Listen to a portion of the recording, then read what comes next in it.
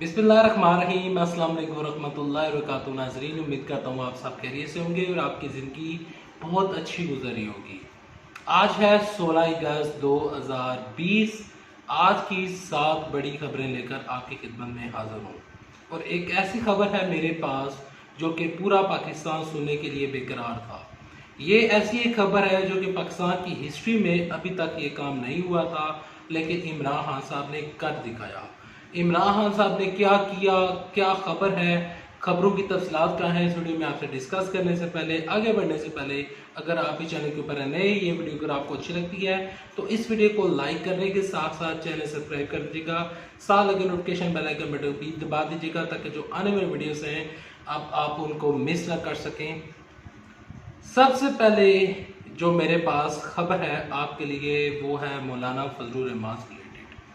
मौलाना फजलुर रहमान जो हैं वो कहते हैं कि मुझे ये बताया गया था, मुझे ये खबर सुनाई गई थी, मेरे लिए ये खुशखबरी थी कि इमरान खान साहब की जो हुकूमत है ये मार्च तक चली जाएगी।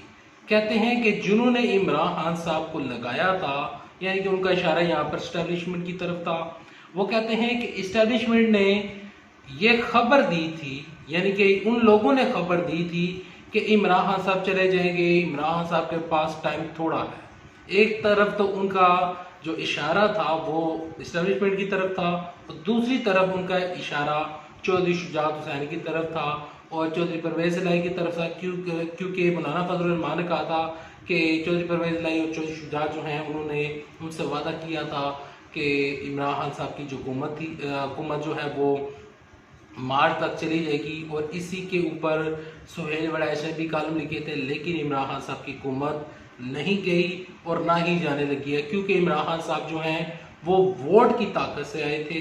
इमरान खान साहब को लोगों ने मुंतखब किया था, तो इमरान खान साहब नहीं गए तो मौलाना फजलुर रहमान जो हैं अब वो बाहर बैठे रो भी रहे हैं, रो रहे हैं और इसके अलावा बहुत ज़्यादा परेशान है, क्योंकि उनको अपनी जो सियासत है वो ख़त्म होती हुई नज़र आ रही है। पहले भी ख़त्म हो चुकी थी जब वो इस दफ़ा हुकूमत का, किसी भी कैबिनेट का, किसी भी सेनेट का या फिर किसी भी सीट का हिस्सा नहीं बने थे, तो इस वजह से पहले भी उनकी जो सियासत थी वो ख़त्म हो चुकी थी। अब उनकी जो सियासत है वो अब मज़ीद ख़त्म हो चुकी है, तो लिहाजा फजलुर रहमान की दाल नहीं गा रही। आज की पहली बड़ी खबर।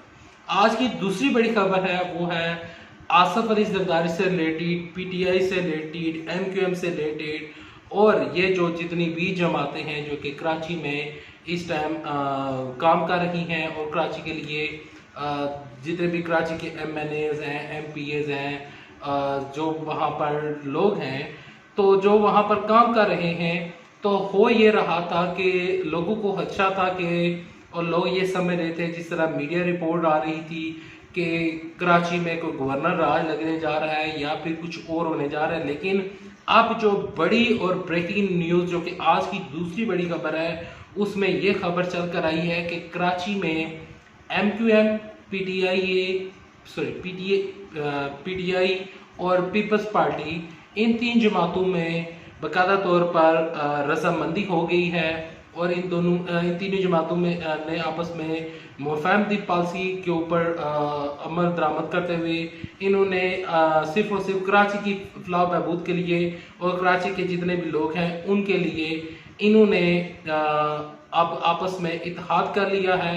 इत्तेहाद से मुराद यहाँ पर सियासी इत्तेहाद नहीं, सिर्फ और सिर्फ फलाह बहबूद के लिए इत्तेहाद कर लिया है और ये कहते हैं कि हम कराची के लिए अच्छे काम करेंगे और कराची में इंशाल्लाह अमन व सलामती भी होगा। कराची में जिस तरह का कचरा है और तमाम तर जो चीज़ें हैं वो इंशाल्लाह ख़त्म की जाएंगी। आज की तीसरी बड़ी खबर जो है वो है राना सनाउल्लाह से रिलेटेड और मरियम नवाज शरीफ से रिलेटेड। जो राना सनाउल्लाह है वो कहते हैं कि खदशा जाहिर किया जा रहा है कि जो मरियम नवाज शरीफ की गाड़ी है उसको बुलेट लगे हैं।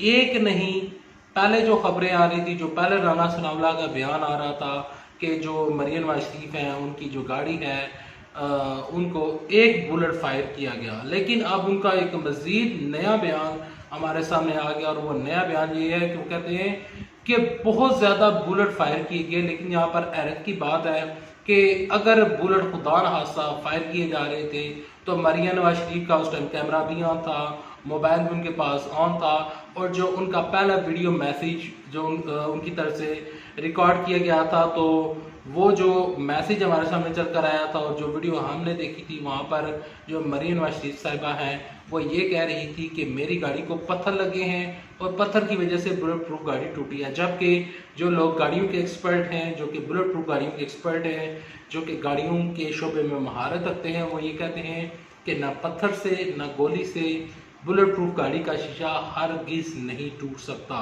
तो राना सनाउल्लाह जो हैं वो झूठ बोल रहे हैं और मरियम नवाज शरीफ भी झूठ बोलने की कोशिश कर रही हैं। आज की उसके बाद नेक्स्ट खबर जो है बड़ी, और वो है जुल्फी बुखारी से रिलेटेड।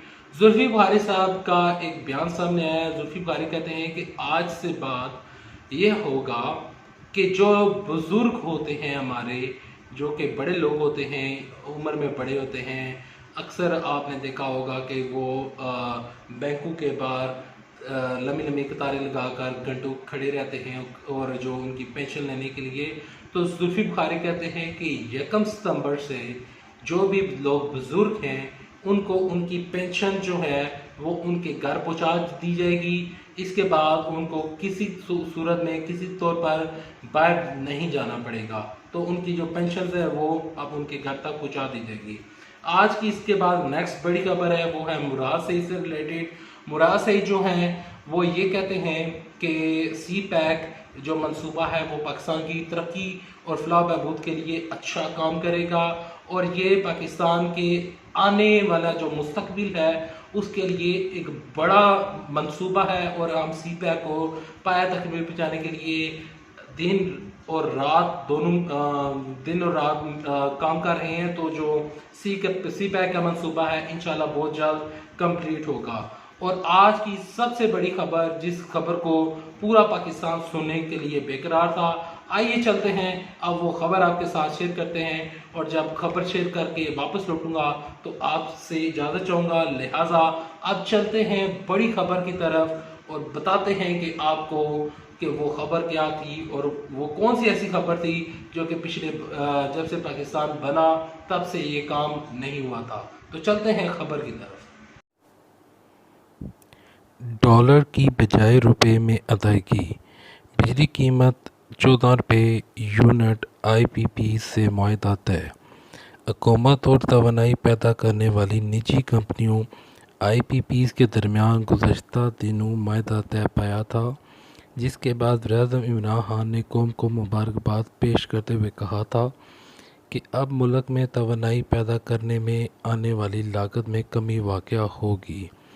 हुकूमती कमेटी और IPPs के दरमियान मुआहदे में किन शराइत पर इत्तफ़ाक़ हुआ है, ये तमाम तर तफ़सीलात सामने आ गई, जिसके मुताबिक इस मुआहदे के बाद हुकूमत को तकरीबन 700 अरब रुपए का फ़ायदा होगा।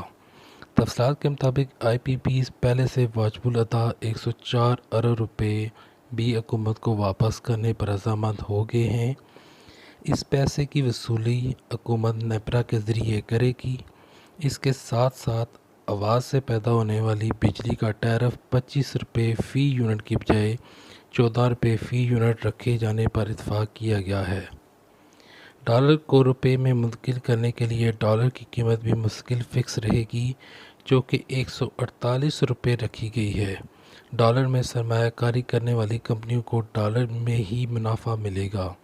इन मुआहदों की बुनियाद पर ही न सिर्फ आने वाले वक्तों में निजी बिजली घरों में से बिजली की खरीदारी की जाएगी, बल्कि बिजली की टैरिफ भी इन्हीं की मुआहदों की बुनियाद पर ही तय किए जाएंगे। जी, जैसा कि आपने ये इंटरेस्टिंग न्यूज़ सुनी कि अब बिजली जो है वो बहुत सस्ती होने जा रही है। जिस तरह इमरान खान साहब ने सस्ती बिजली का वादा किया था, ये वादा भी वफा होने जा रहा है। आज से पहले जितने भी मुआहदे साइन किए गए थे वो डॉलर्स में हुए थे और इसी वजह से बिजली आपको बहुत ज़्यादा महंगी मिल रही थी। देखें, बिजली जो है वो सबसे बड़ी नेमतों में से एक बड़ी नेमत है और जब ये बिजली इंशाल्लाह इन मुआहदों की सूरत में और इस मैदे की वजह से जब हमें सस्ती बिजली मिलेगी तो इंशाल्लाह पाकिस्तान मज़ीद तरक्की करेगा। क्योंकि जो अगर फॉर एग्जांपल मैं शॉर्ट से मिसाल देता हूँ, एक बंदा जो है वो 10,000 रुपये कमाता था, अगर उसका 5,000 रुपये बिल आ जाता था तो वो सोचे किस तरह गुजारा कर रहा था। तो इस चीज़ को मद्देनज़र रखते हुए ज़ियादत इमरान खान साहब ने एक अच्छा फ़ैसला लिया है, और जब उन्होंने अच्छा फ़ैसला लिया है तो इस वजह से जब बिजली की प्राइसेस डाउन होंगी तो इंशाल्लाह पाकिस्तान मज़ीद तरक्की करेगा और जो गरीब तबका है वो मज़ीद खुशहाल होगा। नेक्स्ट वीडियो तक के लिए दे इजाज़त। ये खबरें पसंद नहीं है तो इस वीडियो को लाइक कर दीजिएगा, चैनल सब्सक्राइब कर दीजिएगा। अल्लाह हाफिज़। पाकिस्तान जिंदाबाद। पाकिस्तान।